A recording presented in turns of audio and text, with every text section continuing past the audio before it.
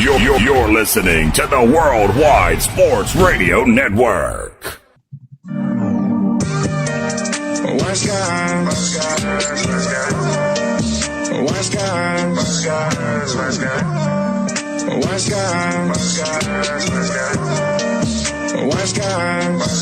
these guys know sports.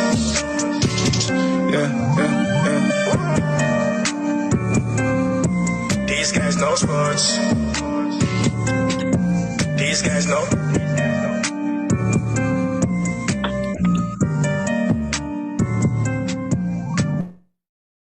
And welcome to Wise Guys. These guys know sports on the Worldwide Sports Network with my co-host, Mr. Clarence Nixon. What's up, Clarence?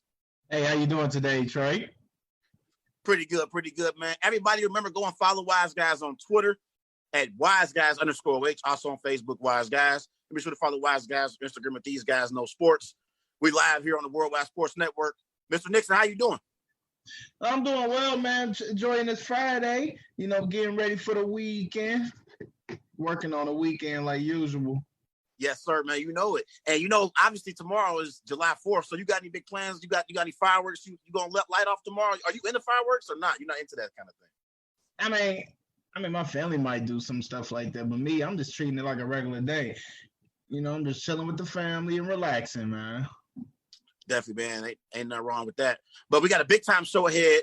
We got so many topics we're going to get into. Action jam-packed show. We're going to talk about our expectations for Lamar Jackson. What is our expectations for the 2019 NFL MVP? Also, we're going to talk about Draymond Green says the Warriors, they are always motivated to win championship. And he says there's no added motivation to win another championship without Kevin Durant. So we're going to talk about whether or not we believe Draymond Green later on in the show. Also, we're going to talk about the Washington Redskins. Do we expect Daniel Snyder and the Washington Redskins to change their name? But we begin on the show today, again, in New England. And Cam Newton and New England Patriots. As a Boston radio host, Michael Fagler of Fagler Maz from 98.5 Sports Hub, he said he doesn't want Cam to do his celebrations during the game. And I'm going to read you his quote. This was Michael Felger on the 98.5 Sports Hub radio show in Boston. He said, quote, even something as simple and seemingly innocuous as the dabbing, the supermanning, all the celebrating, and the showboating on the field, they don't want you doing that here. I hope he doesn't. I like that about the Patriots. I like that they don't ride each other like ponies after touchdowns or whatever. That was Michael Felder on 98.5, the Sports Hub. He's a Boston radio talk show host in Boston. So my question for you, Clarence, as we open up the show today, what was your reaction to these comments by Michael Felder? And do you believe head coach Bill Belichick should allow Cam Newton to do his Superman celebrations? First, my reactions to Mr. Michael Felder is I understand what the Patriots like build the foundation in. They're built to win, but you can't stop somebody from being who they are. You can't stop their character of doing something. That's Cam Newton. That's his game. He plays off excitement. He's a tough competitor, and wherever he feeds off of, he seems like he's gaining that energy, and he's leading his way to another touchdown or another first down, etc. For me, I don't think it's a big deal. If this guy is doing all this showboat, let's do the showboat for the right things. And for touchdowns, who doesn't want to be excited for a touchdown? You just score a touchdown, you try to add points to your team. Now, do I really think Bill Belichick should stop the Superman celebration? I believe that he shouldn't, because at the same time, you can't stop someone from being who they are. You know what I'm saying? Whoever they is, you should accept for who they are. And telling him he can't do his own Superman celebration, what was his fans feel like? Like, hey, Cam Newton's in New England, so we can't even think about the dad or the Superman. Nah, man, that's Cam Newton right there. You can't stop Cam for being who he is. Like, you picked him up because you think he can prove it for this year, and telling Cam he can't do no celebration is ridiculous, man. I completely agree with you on this one. I believe Cam Newton's Superman celebration, it's a part of who he is as a player. and a part of his brand, Clarence. This is who Cam Newton is as a player. This is how he built his brand. And I remember back in the 2015 season, the year he won the MVP, whenever Cam would pick up a big-time first down or whenever he would score a touchdown, it seemed like it galvanized his teammates, and they fed off of Cam Newton's energy. I think this is one of those celebrations that other players and other teammates, they feed off of that energy, seeing Cam do the dabbing, seeing Cam do the Superman celebrations. I think that is energy that teammates want to feed off of, especially from their star quarterback. After every single touchdown that he scored in that season, I remember Cam going to the stands and handing the football to a kid. Those are memories that those children are going to remember for a lifetime. So that was something that I really liked about Cam. Every time he scored a touchdown, he went and gave the football to a kid in the stands. Those kids will remember that forever. Also, I want to say, fans want to be entertained, not put to sleep. I remember at one point, we were calling the National Football League the No Fun League because they were trying to stop touchdown celebrations and stop celebrating on the field. Listen, we want to see production and we want to see nice quality football, but we also want to be entertained as fans. And so for Michael Felter and other people that have an issue with Cam Newton celebrations, I would ask them, what do you believe the overall goal is that fans want to accomplish when we're watching football games? We want to watch quality football, but we also want to be entertained. And then this is also my issue with Michael Felter from 98.5. Why are we making something an issue before it's an actual issue? That we haven't even gotten to the start of training camp, and we already have a radio talk show host in Boston complaining about Cam Newton. I'm going to be honest, Clarence, this rubs me the wrong way because for multiple years with the New England Patriots, we've seen Gronk have basically celebration after celebration, and Felder didn't have a problem with that. I didn't hear Patriots fans have a problem with Gronkowski and all of his antics, and we've seen plenty of occasions where Gronkowski has had some antics and they have been very excessive. I ain't heard nobody from the Boston area complain about Rob Gronkowski. So why in the hell are we complaining about Cam Newton before he even has an opportunity to put on a Patriots uniform? It makes no sense, and I have an issue with Michael Felter and anyone else who has a problem with Cam Newton's Superman celebration. Yeah, I agree with you right then and there. Like you said, people feeds off of Cam Newton and celebration and energy because that just shows you like, hey man, he's a team player, he's a competitive. Hey, if he's feeling it, the whole team feeling it. He's giving the juice, he's giving the team juice. Something that should not even be a problem. I just feel like you said, when Gronkowski get a first down, he go crazy. That's because he's in the game. He's feeling it. He's in the game. He's feeling the mood. He's exciting. He's trying to help he's trying to build the confidence up with his teammates. I don't understand how this can be an ongoing issue or a startup issue for Cam Newton doing his celebrations for first downs, even touchdowns. Like you said, back in the day, back in like the early 2010s, the celebrations was boring. There was no celebration. Yeah. There was no entertainment in the NFL. But now they bring it back. All the celebrations that's coming back for the NFL. It's the best thing because fans love being excited. And what Cam Newton did, he gave football to kids because of respect. He loves the fans. He loves the entertainment, and he's a talented football player at that. As long as he's production on the field, it shouldn't matter how his celebration goes on. Man, it's ridiculous. Yes, and I believe as long as it's not costing the team and it's not basically getting them penalized. What's the problem here? See, I believe that the NFL, I love guys like Peyton Manning and although we just had the recent fallout, Drew Brees, and you know, I love guys like that who basically are, you know, they have no character issues whatsoever. You know, people, they never can question whether or not they are good, you know, people that represent the NFL. I like guys like Peyton Manning and Drew Brees and so forth, Tom Brady. But also, you need those guys in the NFL that bring entertainment, like Terrell Owens, like Deion Primetime Sanders and his prime, like Cam Newton, you like Chad Ochocinco. You need these players that bring entertainment value to your product. And that's why I got so much respect for these players, not only for their abilities, but the fact that they also can entertain. That's what sports is about. It's about entertainment. It's about quality as well, but it's about entertainment. And that's why I have no problem with Cam Newton's Superman celebrations. Again, if it's not costing his team any penalty yards or it's not costing his team football games, we shouldn't be complaining about it. And I don't think Bill Belichick is going to have a problem with this either, because I believe Bill Belichick should allow Cam to be Cam.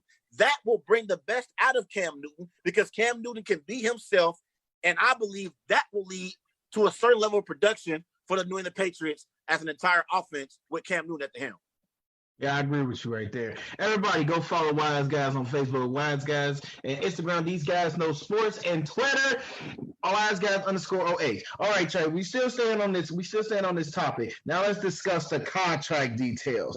Now, the contract details was, in my opinion, was ridiculous, in my opinion. And let me read you some of his contract details. His base salary is 1.5, and he only had $550,000 that is guaranteed out of that contract. He can possibly reach up to $7.5 million if he reaches bonuses and incentives. Also, he can earn up to $700,000 per game roster bonus and a further $5.75 in possible incentives. So my question is for you: was Cam Newton, would you even describe this as a veteran minimum, or is just a piece of crap deal? This contract is so disrespectful and beneath Cam Newton. The entire league bailed on Cam. So basically, the Patriots, they got all the leverage with being able to pay him the bare minimum. They are paying him the bare minimum, Clarence. Let me give you some of these numbers, like on the salary side, what Cam is getting paid. Do you realize that Cam Newton's salary is the 908th highest salary in the entire NFL? 907 players are getting paid higher as far as salary in the NFL than Cam Newton. Ridiculous. That's ridiculous. Also, do you realize that Cam Newton's salary amongst other NFL quarterbacks is the 58th highest paid quarterback salary in the NFL? You mean to tell me there are 57 other players in the NFL at the quarterback position that are paid higher than Cam Newton, a 2015 NFL MVP, a Rookie of the Year, a 3-time Pro Bowl quarterback, a player that carried his team to the Super Bowl against the Denver Broncos, where he didn't play well, but Von Miller dominated that Super Bowl, because Cam Newton outplayed Peyton Manning in that Super Bowl, but Von Miller dominated it. But overall, with all that being said, I believe the Patriots are getting away with highway robbery here, Clarence, as far as this contract with Cam Newton. But here's the problem. They had all the leverage in the negotiations because all the other teams in the NFL passed up on Cam Newton. Adam Schefter of ESPN reported that no other team had interest in Cam Newton. Therefore, Bill Belichick and the Patriots had all the leverage when they negotiated this contract with Cam Newton and his agent. That's a good question. You want to know something? The New England Patriots is the least spending on quarterbacks, the least spending quarterback in the NFL. And I can tell you this. That contract is probably a business contract as we speak right now. Now, and I believe that, like, for veteran minimum contracts, they should be, like, you know, a little bit more upgraded than what it is now. Like for Jameis Winston, he's only getting literally $1 million a year, and he probably got the same situation as Cam Newton is. But I'm gonna tell you this, like you said, he's the 908th highest paid player in the NFL. That's ridiculous. Like that's ridiculous. That's a ridiculous number, because could I just tell you right there that the New England does have the leverage, and wherever he mess up at, boom, they can get him out of his contract, and they're not even losing 1 cent of a dime. They probably don't care about that $1 million. That $1 million can be donated to the Red Cross or the people that got coronavirus. That's why I care, man. All I'm saying is, if this is a proven year for Cam Newton, he needs to feel proven that he needs a decent contract up front. A contract that he can just feel like, okay, I know what I got right now, and now I can work my butt up. But if he do all his incentives, he gonna make an average backup quarterback pay. That was just 7.5, and if he do well, he might earn $12 million in that year. So it all depends on him if he perform or not. So this is more like a prove it deal or stop or no deal. Yeah, and for me though, I think the most important thing for Cam, the motivation here, though, for Cam is not about money. You know, I think being an individual growing up and, you know, I don't care if you're white, black, Hispanic, whoever you are, one of the main things that you want is respect. This has, like, a lot of people, I don't think Cam really is caring about fame right now. I don't think he's caring about money. I think Cam Newton cares more about respect. And I think that is his motivation. And I think that's why he is going to be in the business this year, Clarence, of proving people like yourself wrong. Because I'm not going to sit up here and let you off the hook. You picked the Bills to win the AFC East, and you picked Josh Allen and Sean McDermott over Cam Newton and Bill Belichick. So I'm not going to let you off the hook either, my friend, because you said that Cam Newton is a backup at best, which is so disrespectful that you're disrespecting this 2015 NFL MVP. And I need you to hold yourself accountable, because when Cam Newton shows up in week 1, and he's a starter for the New England Patriots because he will be the starter, you was trying to talk about Jarrett Stidham. Please, give me a break. Jarrett Stidham has no chance at starting once Cam Newton is able to translate this playbook back to Bill Belichick and Josh McDaniels. Cam Newton would be the clear-cut starter week 1 for the Patriots. Jarrett Stidham, he'll be holding a clipboard and being a spectator like the rest of us. But let me say something real quick. Cam Newton has a lot to prove this year, and I think he's going to do it, Clarence. I believe he's going to get it done. And I made a Facebook post earlier. I have never rooted for the New England Patriots a day in my life. But this year, I will be rooting for Cam Newton and the New England Patriots. It won't be the New England Patriots just them. I'm rooting for Cam Newton and the Patriots. I'll always classify myself and make sure I'm making that clear. It's Cam Newton and the Patriots, not just the Patriots. So you got doubts about Cam. So according to you, this really, if we're going according to what you feel about how Cam Newton, how his production is going to be, this contract really aligns with what you believe, right? Oh man, you don't think he's going to be that very good, so therefore you actually agree with the contract. Correct? I think he's gonna be a solid player, but it won't be enough to make a push and win the AFC East division, man. That's just my opinion on that. It's not enough. They don't have enough key players or enough skilled players to help Cam lead to the pack. And Buffalo is loaded on both sides. Like I said again. And Josh Allen finally has a number 1 receiver in Stephon Diggs, which I'm honestly the best receiver in that division, obviously. So it's gonna be a challenge, man. But Buffalo, I have Buffalo winning, man, getting out that drought, man. They getting this drought, man. They winning this. Yeah, well, let's transition to some NBA, and let's talk about Giannis and the Bucks. As the Bucks entered the NBA return with the NBA's best record at 53-12. They have the second best odds to win the NBA championship behind the LA Lakers. Giannis went on record this week, and he said, quote, "This will be the toughest championship you could ever win." So my question for you is, Clarence, do you agree with Giannis that this will be the toughest championship a player could ever win? I actually agree, because I just feel like that the players been off for like 3 months, and they've been working out, they've been getting healthy, they've been getting back in NBA form, hell, mid-season form. And I honestly believe that the players that's competing in this bubble and this playoff, they're going to play hard. These last 8 games, these are going to be probably the toughest 8 games. I've said this before. The toughest 8 games that these teams got to go through, because if one team losing, they're going to feel like, oh, man, we in the back of the bus. But every player, every team that's playing in these 8 games, these are must-win games, man. These are must-win games, so they can, in order to be at the top of the playoff hunt, man. And I'm saying this for Giannis. There's no easy run for him in this Eastern Conference. Like, you got the Celtics, and now Victor Oladipo, he opted out to not play in Orlando, so that's good. You ain't got to worry about the Pacers. Then you got a young Toronto team that's coming back. They're the world champs. Gotta respect that. They're the world champs. Then you got another team, the Philadelphia 76ers, Joel Embiid and Ben Simmons. So it's kind of tough in the Eastern Conference, and I think this is tough because everybody's gonna be healthy, and they're gonna be wanting to play. Like, simple as that. Oh, stop it. The Eastern Conference ain't tough. The only team that I believe is going to give the Bucks legitimate competition is the Boston Celtics. Joel Embiid and Ben Simmons, they inconsistent. The Raptors, I don't think they have no legitimate star player that they can give the ball to in those clutch moments and say, take me to the promised land. I like Siakam. I think he got a lot of promise. But do I think Siakam can carry the Raptors on a deep playoff run? I do not. So, therefore, I don't believe in anybody in the Eastern Conference besides the Celtics or the Bucks for that matter. But to answer the question here, The I say it again. What about the Heat? I like the Miami Heat, but I still think they one more piece away. They one more piece away. I don't think they quite there yet. There were reports earlier in the season that they're thinking about making a run at Victor Oladipo. So we'll see what happens if Oladipo takes his talents to South Beach and teams up with Jimmy Butler and the Heat. But I disagree with Giannis here, and I'm going to tell you why. I believe that the fact that because the players are going to be in this bubble, I believe it's going to help their chances as far as being able to win a championship because they'll be able to stay focused. You don't have to worry about traveling.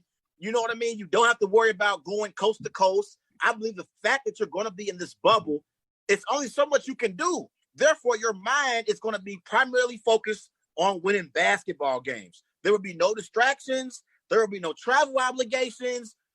I believe it's going to make you want to focus and zero in on winning a championship because you in this bubble. You can't go nowhere.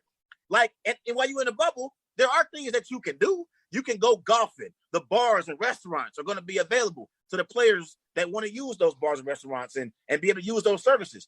I believe the fact that you're going to be in the bubble, I believe superstar players like Kawhi Leonard, Giannis, LeBron James, James Harden, it will give them an opportunity to focus. You ain't got to worry about going to the club late at night and staying out till 3, 4 in the morning. You're going to get used to that bed that you're going to be sleeping in for 3 months. If your team is on a long playoff run, you're going to get used to that bed that you've been sleeping in for the last 3 months. And one more thing I want to say. You got to remember, all of these players just got 5 months off. They are going to be healed and ready to go. See, when we talk about the NBA season, we always talk about it being a marathon, not a sprint. Clarence, when they return to the bubble in Orlando, this will be an all-out sprint. It will be a sprint, and it's going to be over quick, fast, and in a hurry. Therefore, I don't believe it's going to be the toughest championship any player will ever win. I think it's going to be easier than Giannis thinks.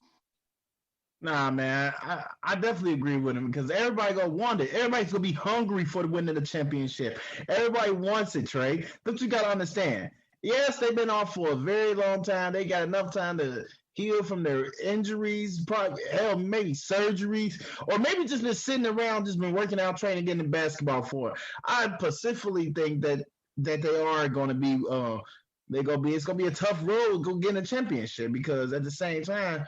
You got players that wasn't healthy in the beginning. Now they are healthy, and now players that's gonna be wanting more. And there's gonna be some teams that not even gonna have 4 of their players because they decided to opt out the play. So for the Western Conference, it's gonna benefit them, and for the Eastern Conference, it slightly will because you don't gotta worry. The Bucks don't really got no seriously contenders to worry about like the Boston Celtics or Miami Heat or even the Sixers, man. We don't know how these teams are now, but we hoping what's for the best for them, though.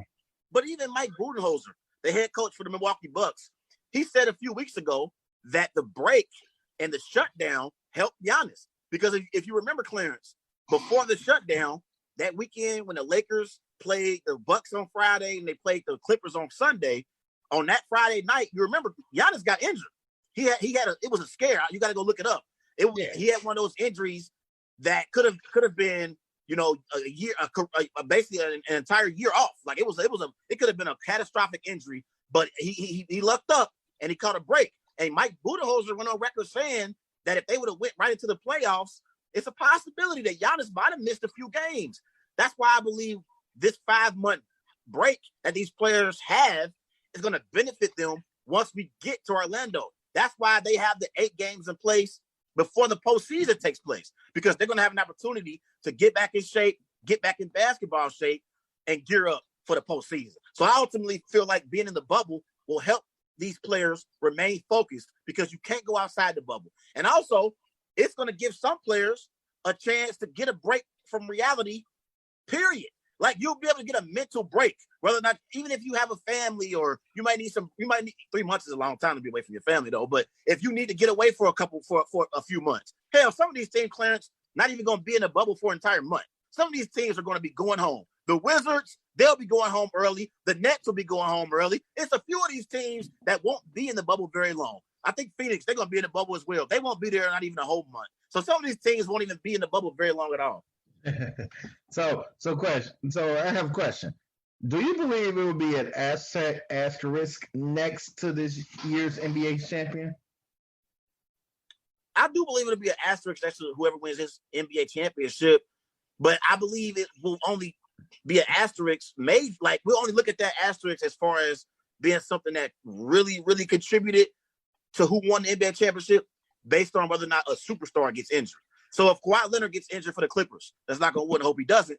Then I believe that you have to take consideration if Kawhi was playing, the Clippers' chances of winning the NBA championship would increase. So, and it decreases without him. So I believe if none of the stars get injured, I believe we're going to look back and say whoever won that championship in 2020, they were the champions. Hey, remember back in 2000 when the Spurs won the championship? I think it was the 99-2000 season. When the Spurs won a championship against the New York Knicks, I didn't even know, Clarence, for a long time that was a lockout season.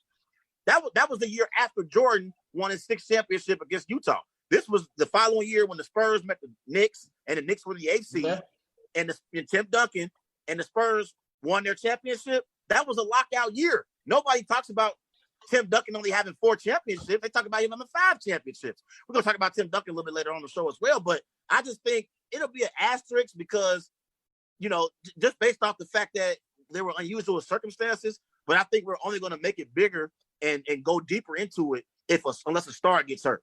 If a star doesn't get injured, I think we'll be just fine. Yeah, what you think? I think it will. I've been reading up on it. Yeah, I think it might be one because just pointing to the fact that players are sitting out, and there's so much going on. I think it will be. I think it will be one because just a simple fact that some of these players has opted to not to play in this season for their own personal reason, and to me, it probably won't be feeling the same way I feel about basketball, October and stuff. So it's gonna be a different feeling. It's gonna be a different feeling when we watching it in July and trying to transition our mind to hey man, it's 8 games left in this season, and we just try to see who's going to make the playoffs and who's going on. You already stated the obvious, the Wizards, hell, even the Suns, the least teams that's be going home soon. So I agree with you 100% there, but it's going to have a different feeling though. It's definitely going to be a different feeling in there, Mr. Larkins. Yeah, and one more thing I want to say. When the NBA shut down, Adam Silver, the commissioner for the NBA, announced that the season was going to be postponed, not canceled.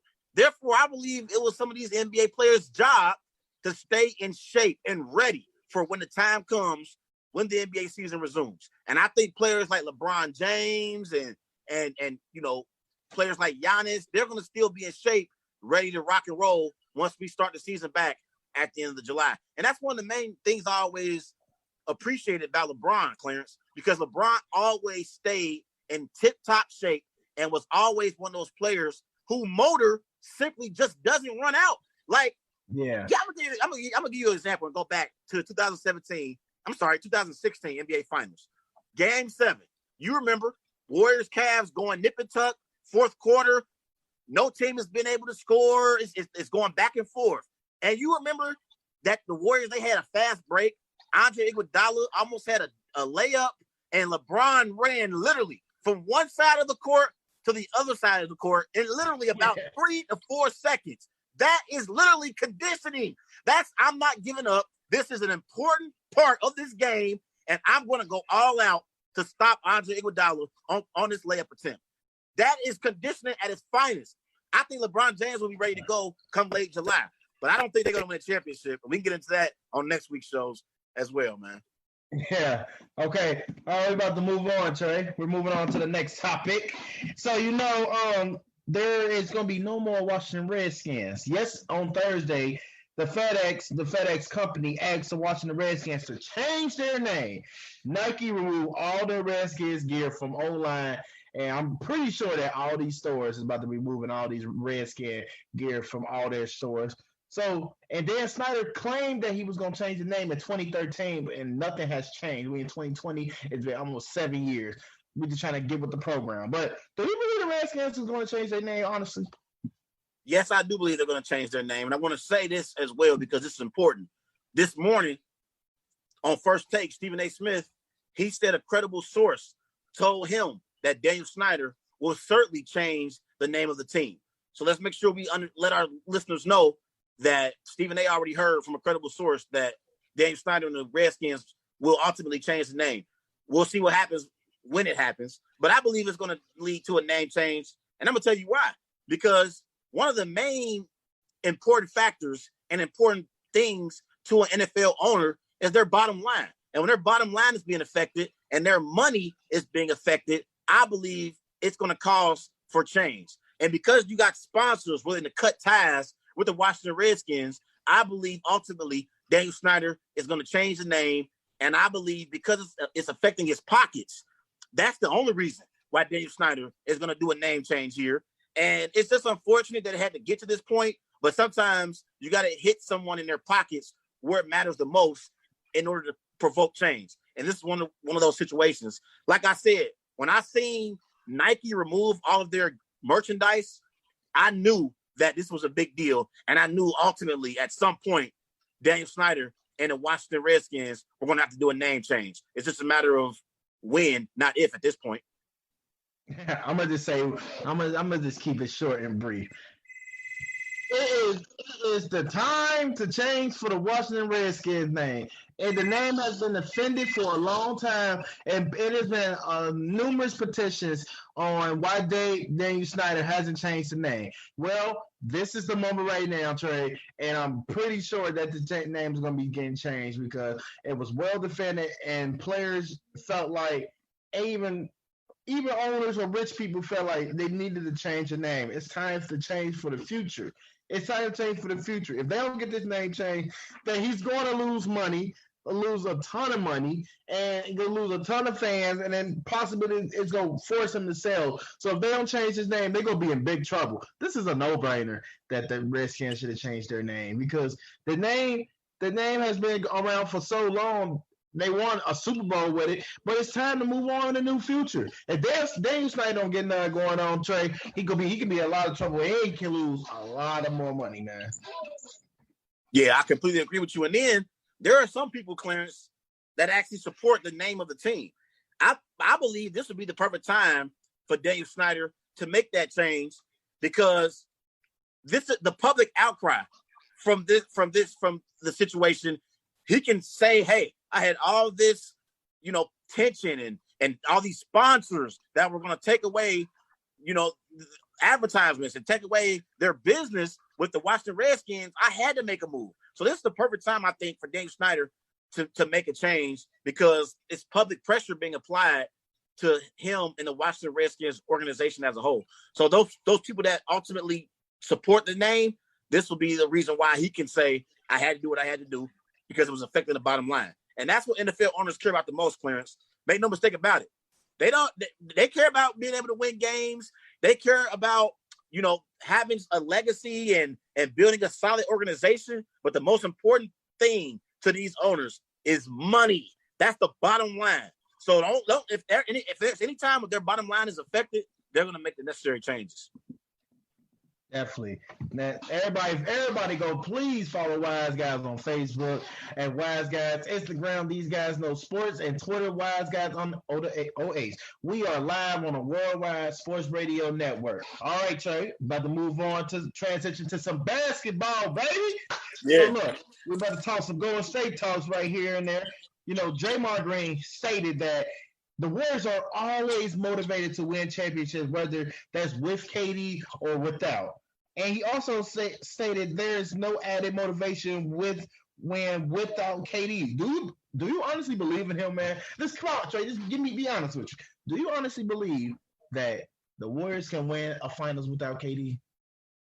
Well, that's a two-part question. I'll answer that here in a second. But do I believe Draymond Green when he says that they're always motivated to win championships, whether it's with KD or not?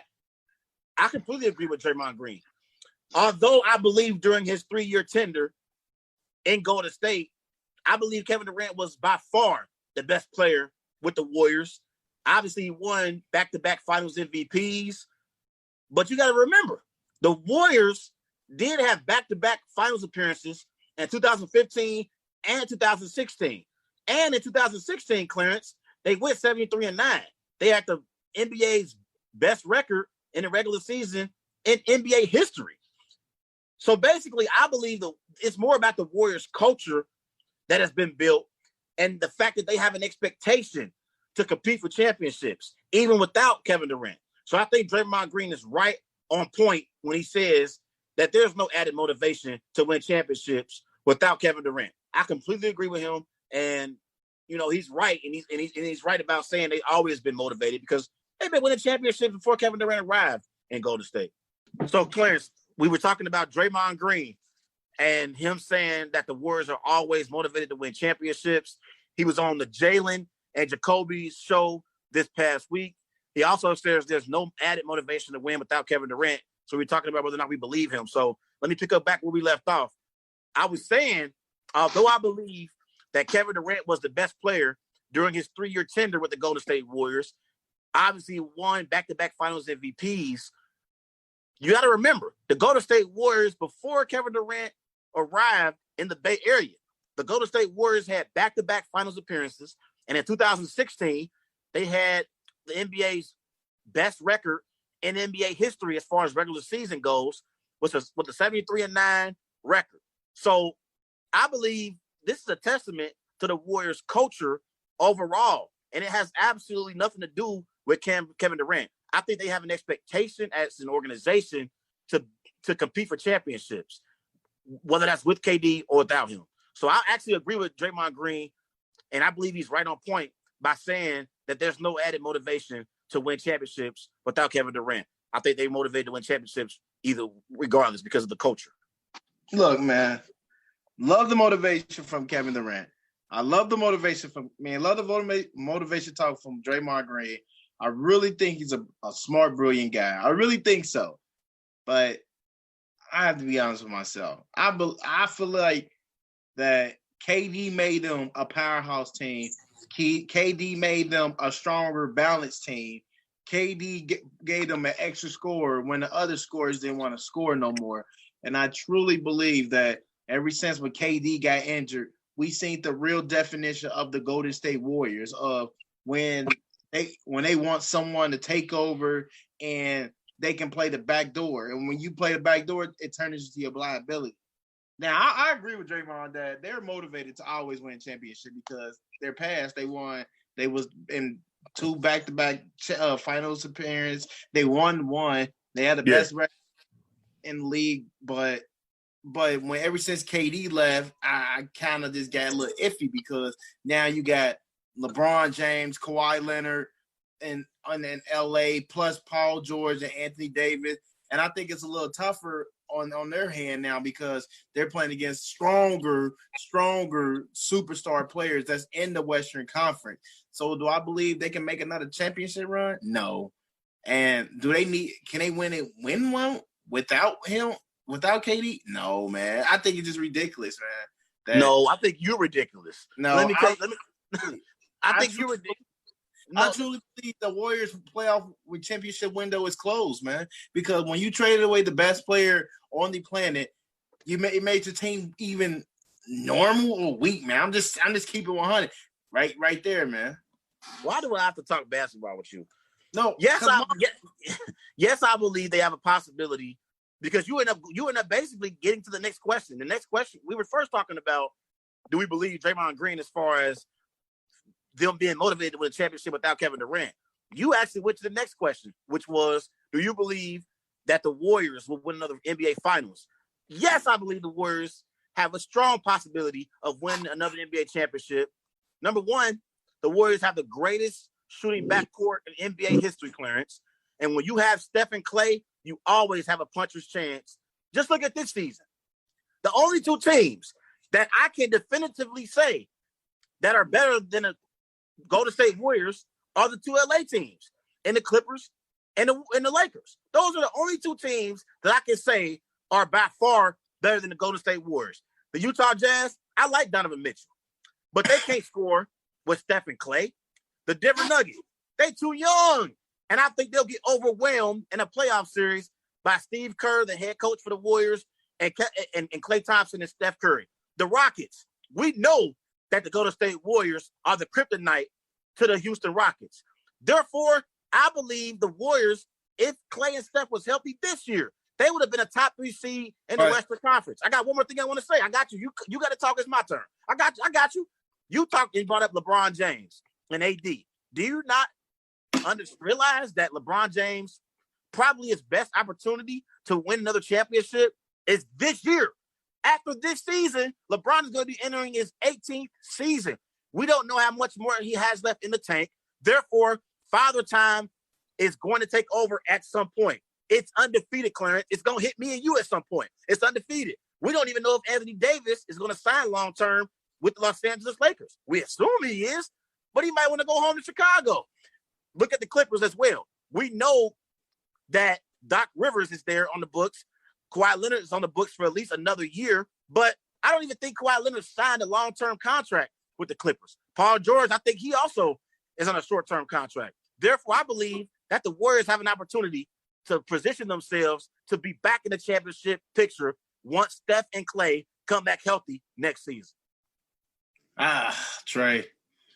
Oh man, they are fascinating. I give you that. They are fascinating. But I'm gonna just say this: Do I believe the Golden State Warriors can win a championship in the next 3 to 5 years? Absolutely not, man.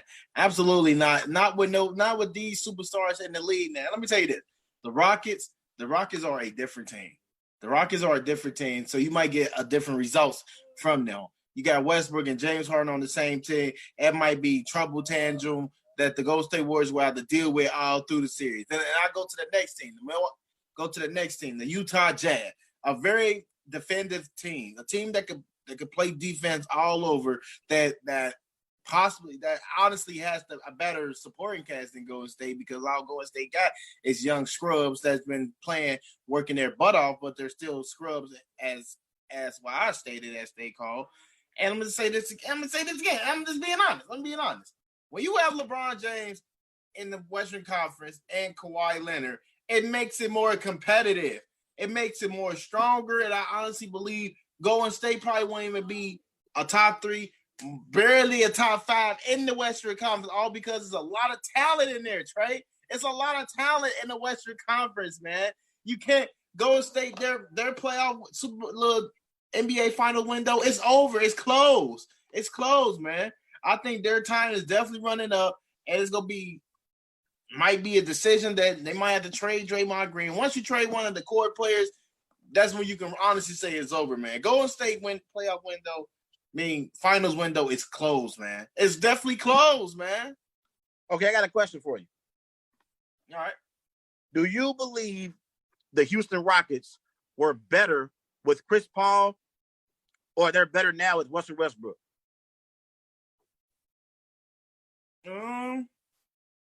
See, that's a good question right there to hold up, because you have to ask that towards the end of the season.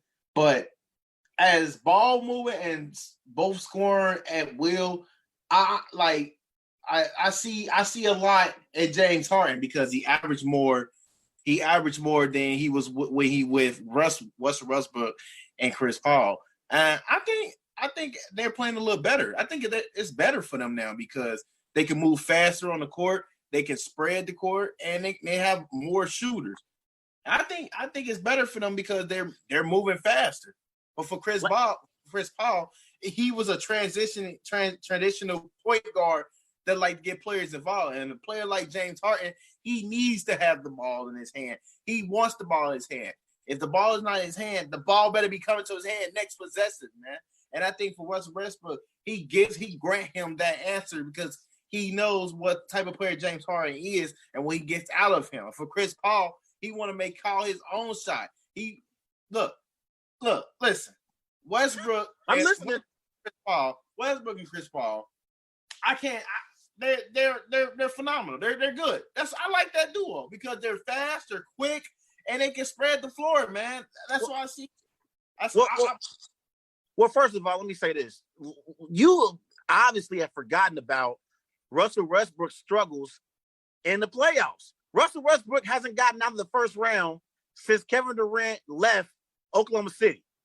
We know James Harden's shortcomings in the playoffs. You mean to tell me that you're going to put your trust in James Harden and Russell Westbrook over Steph and Clay, who are proven, who have made deep playoff runs with the Warriors? That wasn't the question. You said which team I would rather have. No, I understand that. But I'm now moving forward. I'm moving forward thinking about next year and the year after that. You actually will put your trust in Westbrook and Harden, who have had their shortcomings in the playoffs, over Steph and Clay, who have won championships? Look, I'm gonna just tell you like this: their playoff championship windows are closed, man. They are closed. No, they are closed. Look, Steph Curry is a top point guard in the league. Klay Thompson is a top shoot guard in the league. But when you coming up against a Kawhi Leonard, a Paul George, a nice Lakers team full of veterans and AD and LeBron, man, it's very tough. It's really tough. No, I agree with you, but here's what I'm saying. I do believe they need another piece. I think with just Steph and Clay, they're a playoff powerhouse. I think last year in the NBA Finals, had Clay not got injured in Game 6, I would have rolled with the Golden State Warriors to roll in the Toronto and beat the Toronto Raptors and win Game 7 in last year's NBA Finals. But it didn't happen because Clay ended up getting hurt. But what I'm saying is the Golden State Warriors, they don't even need a player on Kevin Durant's level. If they get a player like Chris Middleton or like Jimmy Butler, I'm just throwing some names out there, players that's not on Kevin Durant level. If they get a Chris, they won championships with Harrison Barnes and Andrew Bogut. If they get a Chris Middleton or Jimmy Butler, that will be enough for the Warriors to win another championship. With just Steph and Clay, they are already a playoff powerhouse. If you add another legitimate, proven all-star, I believe they can win another championship and win it all. Well, they got a young, proven all-star. He just ain't reached his potential yet, Andrew Wiggins. So you basically saying with the firepower they have now, they can make a finals run? I believe yes. If they get with the team they have now, they'll be a playoff powerhouse. I don't believe in the Rockets, the Jazz, the Nuggets. If Steph and Clay are both healthy, I believe the Warriors are better than all three of those teams. And that's just off the top of my head. The Rockets, Thunder, and Nuggets, they're better than all three of those teams. And the Thunder, the Nuggets, the Rockets, all of them, they're better than all of them. But let me say this. Sources said that Giannis is supposedly be planning to go to Golden State this summer. So we got to keep our eye on that. We definitely do. Everybody remember, go and follow Wise Guys on Twitter at WiseGuys_H. Also on Facebook, Wise Guys. Be sure to follow Wise Guys on Instagram with These Guys Know Sports. Clarence, we got into the topic we're going to get into for the last 7 minutes. Let's talk about our expectations for Lamar Jackson for the upcoming 2020 NFL season. Do you believe Lamar Jackson, the 2019 NFL MVP, do you believe he will take a step forward or take a step backward this year? I think Lamar Jackson is definitely going to take a step forward because he progressed. He progressed very well last season when 14-2 was the reigning league MVP, broke Michael Vick's rushing yards and and was have the best odds to get another 1,000 yards. Hell, he'd be the first quarterback to rush for back-to-back 1,000 yards in 2 seasons. That would be amazing. Which I think for Lamar, if he has all the firepower he needs to take a step forward, because you have the right coaches, you have a solid supporting cast, and hell, you're one of the best quarterbacks in the league. You're one of the best quarterbacks in the league, and you are there to prove to them that, hey, you can win, man. You just can win. And I truly believe that Lamar Jackson is the best player in the AFC North. He's the best player in the AFC North, and they're the team to beat. So if he take a step back, the problems gonna fall on Harbaugh. Like, hey man, what's going on? Y'all were just 14-2 now. Y'all 6-10, 7-9. Something ain't right, man. Something is not right. We we expect you guys to stay on top with the big dogs. Now, if he does take a step back, it's gonna create problems in the locker room and the front office. I think he's gonna take a step forward, Trey. Okay, I remember you said this. I remember on July 3rd, 2020, that you said Lamar is gonna take a step forward, because you know why? If Lamar takes a step forward, that means he's gonna be in the conversation of being the best quarterback in the NFL. Although last year he was a 2019 NFL MVP, I think most people believe that Russell Wilson and Patrick Mahomes are on another level that Lamar hasn't reached yet, especially not as a passer. If he takes a step forward and gets to that next level, that means that your Bengals and Joe Burrow won't be relevant in the AFC North for a while, if at all. Let me tell you why. You got your chance to talk. Let me explain why. We know the Pittsburgh Steelers are one of the best organizations in the NFL. Last year, with nobody's at quarterback, Mike Tomlin had the Steelers in Week 17 in a position to get into the playoffs. So they're always a powerhouse in the AFC North. You look at the Cleveland Browns. The Cleveland Browns have one of the most talented rosters from top to bottom in the NFL. You look at the Ravens. We know the Ravens are going to be competing in the AFC for many years to come with Lamar Jackson at the helm. So I believe if you're saying that Lamar is going to take a step forward, remember those words, because that means your Bengals and Joe Burrow won't be progressing anytime soon. But I want to say this real quick. Yeah. That doesn't, because Lamar can definitely progress and the Bengals can progress at the same time. You got to think about it. It's an extra slot, and every extra second team in the division can make the playoff. So that's the part that's going to be more important. Lamar Jackson is going to be phenomenal. We all knows that. And Burrow, that guys are on the come up. But for Lamar, you have to be honest. He's one of the most exciting players in the NFL, and he should be successful in the NFL. That's what it's me. Yeah, I agree. And then you remember last year, his statistical numbers increased from 2018 to 2019. His completion percentage went up. He had more passing touchdowns. He had more passing yards. Last year, he had 36 touchdowns, just 6 interceptions. He completed 66% of his passes.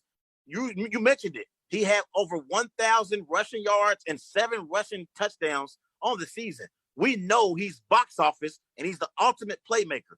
I love Lamar Jackson as a quarterback. Like you, I expect him to take a step forward, and I think he's going to be a better passer next year than he was even last year. And even in the playoffs, if you remember in 2018 against the Chargers, he was terrible. I'll be honest, Clarence, he was terrible in that playoff game. He went 14 of 29, only threw for 194 passing yards, 2 touchdowns, 1 interception, completed 48% of his passes. But even last year against the Titans, although the Ravens lost, he went 31 of 59. He had 356 passing yards. He had 1 touchdown, 2 interceptions, completed 53% of his passes. But you remember in that playoff game, they trailed 14-0. So I don't believe they lost that playoff game because of Lamar Jackson. I think they lost that playoff game as a team. They were already behind the scoreboard before Lamar Jackson could even blink. And I don't think that team is built to come from behind. That is a team that is built to play with the lead. And because they had to come from behind last year in the postseason in the Tennessee Titans, I believe that's what ultimately led up to them losing that game overall, and that's where they struggled. So that leads into my our last question of the day. You know, Lamar Jackson is 0-2 in the playoff. Should we be more concerned about playoff Lamar? No, we only got 2 minutes left. Just to answer that question real quick, I say no. I think he's getting better and better as the seasons go along in his career, and we've seen improvement. And again, even in the postseason, from 2018 to 2019, he made strides, and he really worked on his mechanics as a quarterback. I expect him to get better as a passer, and I expect the Baltimore Ravens to also improve as a football team and compete with the Chiefs in the AFC East for many years to come because of Lamar Jackson being a better quarterback and passer of the football. Yeah, we're definitely expecting a playoff win if we're expecting them to take a leap forward, man. But everybody go follow Wise Guys on Facebook, Wise Guys, and Instagram. These guys know sport, and Twitter, Wise Guys OH. We are live on the Worldwide Sports Radio Network. Trey, great show, and it's supposed to be a good weekend, man. Yeah, it's going to be a good weekend, man. I'm going to kick it with my family. We're going to have some fireworks, and we're going to definitely enjoy it. Everybody, remember, check out our show next week, Monday, Wednesday, Friday, same time, same place on the Worldwide Sports Network, 8 p.m. to 9 p.m. Have a great weekend. We signing off. Of course, man. Peace. You're listening to the Worldwide Sports Radio Network.